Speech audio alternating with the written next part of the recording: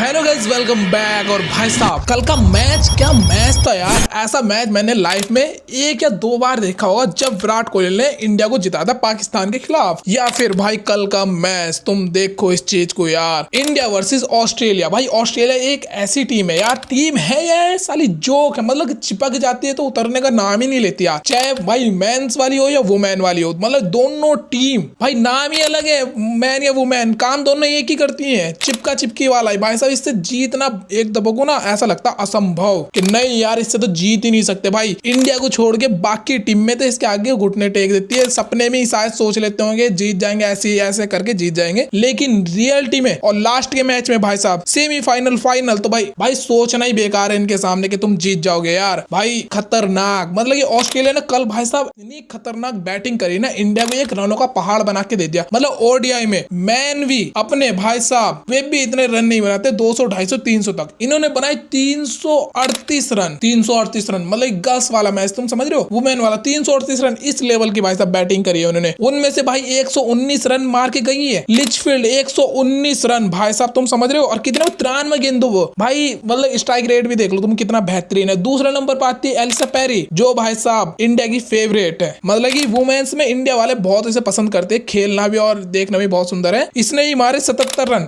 89 शायद गेंदों पे, इतने पे। फिर उसके बाद आते भाई गार्डनर ने जो दबा के तोड़ा है ना यार, इसने भाई साहब दिख ही नहीं रही थी बॉल, सीधा ग्राउंड के बाहर ही गिर रही थी, सिंगल डबल से नहीं खेल रही थी वो। 63 रन मारे उसने 45 गेंदों पे लास्ट में आने के बावजूद। वो तो इसकी कैच आउट होगी, वरना तो ये रुक रही थी, तीनों की तीनों खूंखार हो ही बैठी थी। 350 तक पहुंचाने वाली थी, बस रह गए 12 रनों से।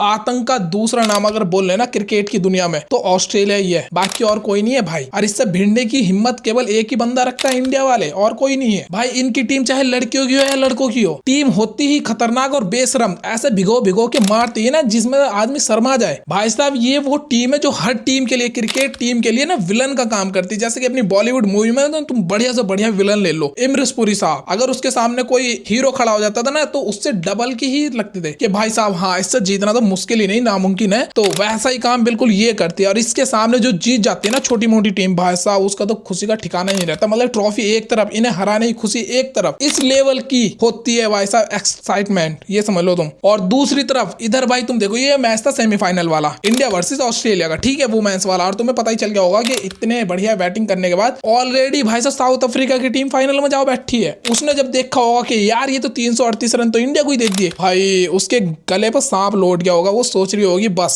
हे प्रभु बचा लो इससे दानों से, इंडिया से ही हारने में खुशी मिलेगी उसे। भाई साहब ऑस्ट्रेलिया वाले तो उसे पासिंग भी नहीं आने देंगे, मतलब दूर से दूर ही फेंक देंगे उसे। भाई साहब जब इंडिया ऑस्ट्रेलिया से जीतती थी ना तो मुझे ऐसा क्यों लग रहा है कि इंडिया से ज्यादा जश्न का माहौल साउथ अफ्रीका में मच रहा होगा, क्योंकि भाई साहब इससे तो जीतना नामुमकिन है। मतलब इंडिया से एक दफा कुछ जीत सकते हैं वे, लेकिन ऑस्ट्रेलिया तो भाई मतलब चांस ही नहीं है, 1% का भी चांस ही नहीं है। तो सोचो उसके मन में कितनी खुशी उठी होगी भाई साहब। साउथ अफ्रीका में जश्न का माहौल होगा कल, अगर तुमने देखा होगा तो। भाई अब 2 नवंबर को मैच है उनके साथ, लेकिन भाई उससे पहले तुम अपने कारनामे सुनो यार, इंडिया वालों ने क्या खतरनाक बैटिंग करी कल। भाई मानना पड़ेगा अपनी जेमिमा को यार, क्या लड़की है यार। मतलब कि शुरू में अगर तुम उसे देखोगे ना, पर्सनैलिटी से देखोगे तो तुम सोच ही नहीं सकते कि ये लड़की 100 रन तक जा सकती है, 50 रन भी मुश्किल से। इसकी केवल फिटनेस देख के, कद काटी देख के भाई साहब ऐसा लगता है कि हेलमेट भी ना ढीला आता होगा मैडम को। पर यार इसकी औकात से ज्यादा रन की पारी कल देख के ना भाई साहब गूज़बम्स मारते, जिस लेवल पे ये बंदी कर रही थी। नंबर 3 पे आई थी भाई साहब, नंबर 3 पे ये। और इसके साथ में पहले लगी रही स्मृति मंदाना। तो भाई इन दोनों की बैटिंग बढ़िया चल रही थी, जयवीरू जोड़ी वाली चल रही थी। लेकिन स्मृति मंदाना क्या ना इससे पावरफुल खिलाड़ी है, पावर हिटर है, तो वो बढ़िया खेल रही थी इससे बेहतर। लेकिन ये भी नीचे नीचे चौके मारती जा रही थी, तो बढ़िया चल रहा था, मतलब शुरू में कोई दिक्कत ही नहीं थी। तो वो इसके साथ पार्टनरशिप बनाई होगी 20 से 25 रनों की। उसके बाद आ जाती है भाई साहब हरमनप्रीत कौर। और भाई वो बंदी शुरू में इतना स्लो खेली थी कि लगी नहीं रहा यार ये इतना बढ़िया खेल लेगी, लेकिन जाते जाते